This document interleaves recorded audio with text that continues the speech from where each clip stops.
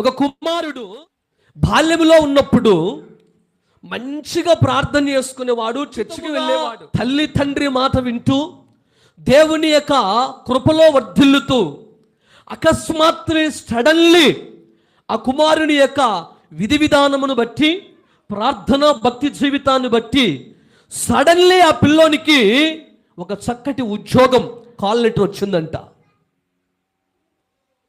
ఒక ఉద్యోగం వచ్చింది. ఉద్యోగం వచ్చిన తర్వాత అమితముగా ప్రేమించినటువంటి తల్లి తండ్రిని, తన తోబుట్టిన వారిని, తన యొక్క కుటుంబాన్ని, తన స్వగ్రామాన్ని వదిలిపెట్టి ఉద్యోగం వచ్చినటువంటి ప్రాంతానికి ఆ కుమారుడు వెళ్ళాడు. వెళ్ళి కొన్ని రోజులు, కొన్ని సంవత్సరాలు ఉద్యోగం చేస్తూ తల్లిదండ్రులను, తోబుట్టిన వారిని చూస్తూ, గౌరవిస్తూ, ప్రేమిస్తూ ఉన్నాడంట.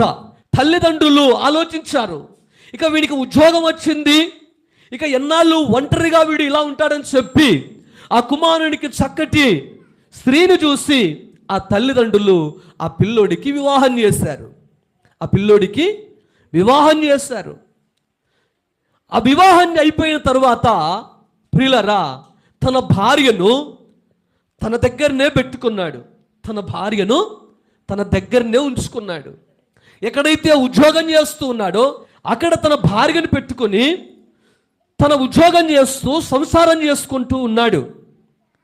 అయితే చాలా రోజులు అయిపోయిందని చెప్పి తన స్వగ్రామము నుండి తల్లిదండ్రులు ప్రయాణం అవుతూ చప్పా పెట్టకుండగా ఆ తల్లిదండ్రులు కుమార్ దగ్గరికి వచ్చారు.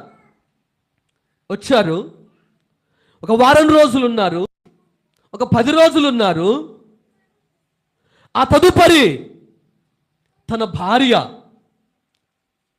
ఇంట్లో ఉద్యోగానికి పోయేటప్పుడు, ఇంట్లోకి వచ్చేటప్పుడు ఒక చిన్న ఇంజెక్షన్ వేసేదంట. చిన్న ఇంజెక్షన్. ఏంటది? ఏంటమ్మా?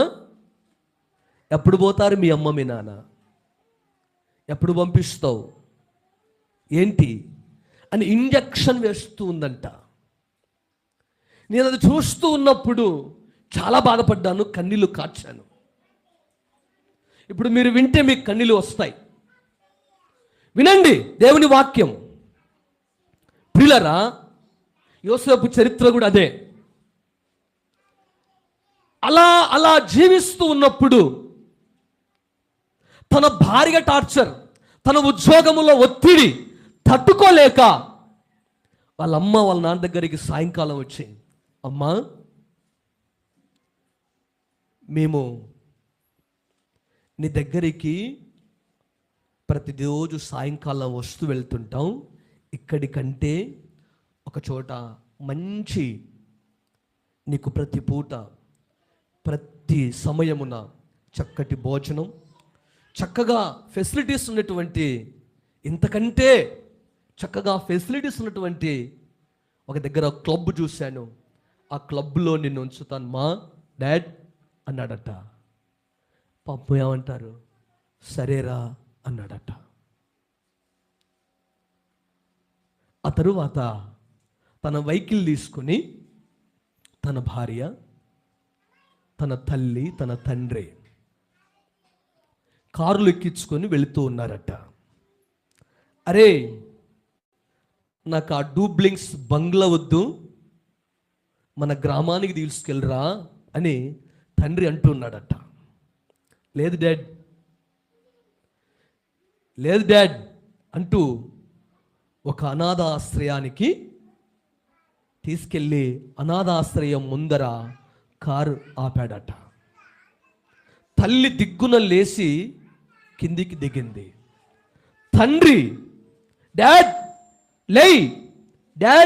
లే డోరు తెరిచాడు. ఒక డోర్లో తల్లి లేస్తా ఉంది, ఇటువైపు డోర్లో తండ్రి లే డాడ్ అంటున్నాడు. డాడీ ఇక లేడు. డాడీ తన కుమారుడు సంపాదించి కష్టపడి ఆ వాహనములోనే తన ప్రాణాన్ని వదిలాడు. దేవునికి స్తోత్రం కలుగును గాక. నా ప్రియ దేవుని బిడ్డలారా, దేవుని మాటలు వింటున్న వారులారా, ఇలాంటి వారు సమాజములో, లోకములో ఎందరినో మనం చూస్తూ ఉన్నాం. ఒక క్రైస్తవుడిగా, ఒక దేవుని బిడ్డగా వాక్యము చదువుతున్న నీవు, ప్రార్థన చేస్తున్న నీవు ఎలా ఉన్నావు? ఎలా ఉన్నావు? మనం పరిశీలించుకుందాం. మనము దేవుని వాక్యాన్ని బట్టి పరిశీలించుకుందాం.